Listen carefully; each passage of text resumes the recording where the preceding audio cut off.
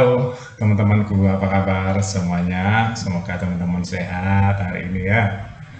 Sekarang tanggal 3 Februari 2025, teman-teman baru saja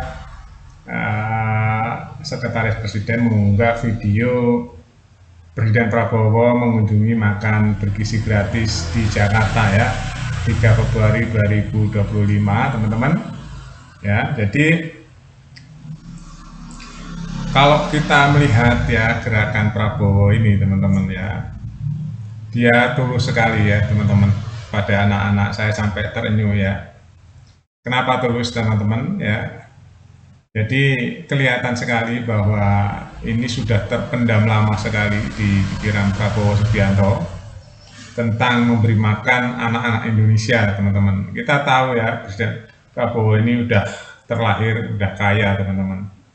Ya, dia juga banyak sekali pengalaman hidupnya, dia sebagai tentara, dia sebagai anak seorang ilmuwan, dia sebagai pengusaha, ya, dia sebagai politisi, ya, jadi hidupnya tuh lengkap teman-teman. Dan dia hidup bukan di Indonesia saja, di luar negeri ya, udah keliling dunia. Nah ini kalau kita lihat gesturnya ya teman-teman. Jadi Presiden Prabowo itu benar-benar ikhlas. Orang ikhlas sama enggak itu dari gesturnya kelihatan ya. Kelihatan teman-teman. Kalau kita sudah pengalaman banyak tentang hidup ini ya, kita lihat orang dari gesturnya aja ketahuan ya teman-teman. Bagaimana yang dibuat-buat sama yang enggak itu kelihatan. Ya katanya sih ada ilmu ya, ilmu tentang gerak mimik, gerak fisik gitu ya, ya itu boleh-boleh saja ya. Tapi kalau kita sudah banyak sekali pengalaman hidup teman-teman di segala bidang ya, itu kita dengan sendirinya udah merasakan teman-teman ya, bagaimana orang tulus, bagaimana orang nggak tulus, dari kata-katanya juga kan kelihatan teman-teman ya. Nah kali ini Prabowo Subianto mengunjungi SD di daerah Pulau Gadung ya teman-teman nih.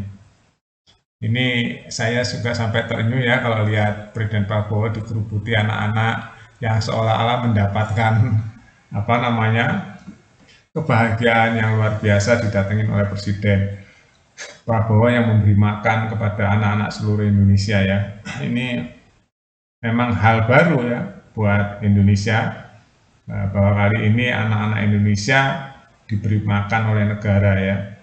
Jadi anggarannya juga nggak sedikit teman-teman, anggarannya nanti ke depannya sampai ratusan triliun, kan itu luar biasa gede sekali ya teman-teman. Nah semoga gerakan ini ya bisa membuat perubahan pada sumber daya manusianya ya teman-teman. Nah ini karena berhubungan dengan Indonesia Emas, semoga Indonesia bisa menjadi negara yang maju dengan bukan hanya berdiri sendiri dimakan ya teman-teman ya, harus apa namanya diikuti dengan yang lain-lain, yang anti korupsi ya. Itu Indonesia tuh harus bersih dari korupsi teman-teman. Ini negara besar sekali ya, negara besar sekali, sama dengan 27-28 negara di Eropa loh teman-teman. Indonesia besarnya ya, jadi Indonesia itu negara besar sekali, penduduknya juga banyak sekali ya, hampir 300 juta hari ini, dan ke depan pasti lebih dari 300 juta ke depannya. Ini bukan negara kecil, makanya kalau Indonesia bersih dari korupsi, ya Indonesia akan sejahtera teman-teman. Itu yang pertama. Yang kedua, pengelolaan sumber daya alam Indonesia atau kekayaan alam Indonesia atau kekayaan Indonesia itu harus yang benar ya, jangan dinikmati segelintir orang saja. Kali ini teman-teman, kekayaan negeri ini dinikmati oleh segelintir orang saja ya teman-teman. Hanya 1% orang Indonesia saja, bahkan 4 orang Indonesia ya, orang konglomerat itu menguasai separuh dari kekayaan Indonesia. Itu kan nggak adil ya, nggak adil teman-teman, benar-benar nggak adil. Jadi semua bisa disetir sama yang namanya oligarki itu, atau orang-orang kaya yang super kaya di Indonesia. Dia mau ngapain aja bisa ya, karena dia menguasai kekayaan di negeri ini teman-teman ya, dari segi finance ya, dari segi industri, semua dikuasai. Ujung-ujungnya negara ini bisa disetir oleh orang-orang yang menguasai ekonomi sebagian besar negara ini ya. Makanya harus dikelola benar-benar sebesar-besarnya untuk kemakmuran rakyat. Inilah keinginan founding father kita teman-teman ya, pasal 33 UUD 45, seluruh kekayaan alam ya teman, itu dikelola semaksimal mungkin ya, untuk kesejahteraan rakyat Indonesia.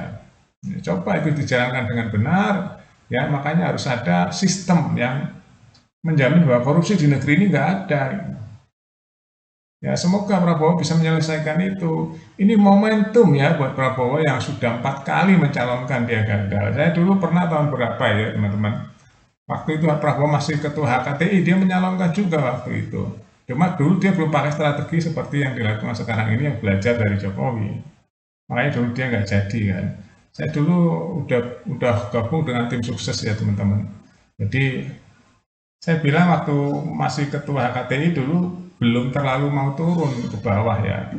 Dulu suaranya udah banyak juga tapi belum signifikan ya. Sekarang jadi itu karena kerjasama dengan Jokowi teman-teman ya. Suara Jokowi yang tinggi sekali digabung dengan Prabowo akhirnya benar-benar menjadikan Presiden Prabowo hari ini ya. Prabowo yang 4 kali berturut-turut mencalonkan dan sekarang sudah menjadi presiden. Semoga dimanfaatkan momen ini yang momentum ini momentumnya Presiden Prabowo hari ini ya. Harus dimanfaatkan benar-benar. Yang pertama nih kalau menurut saya ya teman-teman, berantas korupsi. Caranya gimana? Ya saya bilang tadi video saya sebelumnya. Ya, sahkan cepat-cepat, mendesak DPR ya mengesahkan undang-undang perampasan aset. Ya itu harus cepat-cepat disahkan itu karena salah satu trigger ya untuk menjaring orang-orang koruptor itu supaya dia takut atau pikir-pikir kalau mau korupsi, karena kalau dia ketangkep korupsi pasti asetnya akan disita berdasarkan undang-undang perampasan aset dan dia akan langsung miskin dan dimiskinkan keluarganya.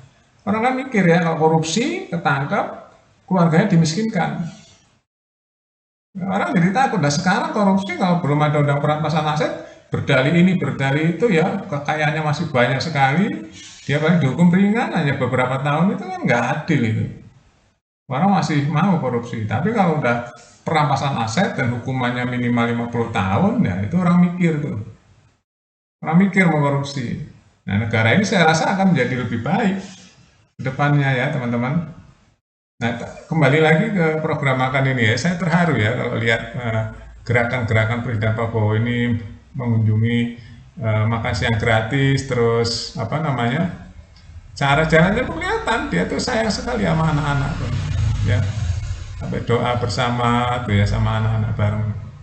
Jadi ini semoga ya dengan makan siang gratis ini, dengan cerianya anak-anak, ya akan melahirkan sumber daya manusia yang lebih baik dari hari ini ya. Dan yang pasti anti korupsi lah, mentalnya harus jangan mental korupsi, mental kerja keras, mental bersaing ya, supaya negeri ini benar-benar besar sesuai dengan keadaan alam, keadaan rakyatnya ya, keadaan masyarakatnya. Jadi jangan sampai ada korupsi ya di negeri ini.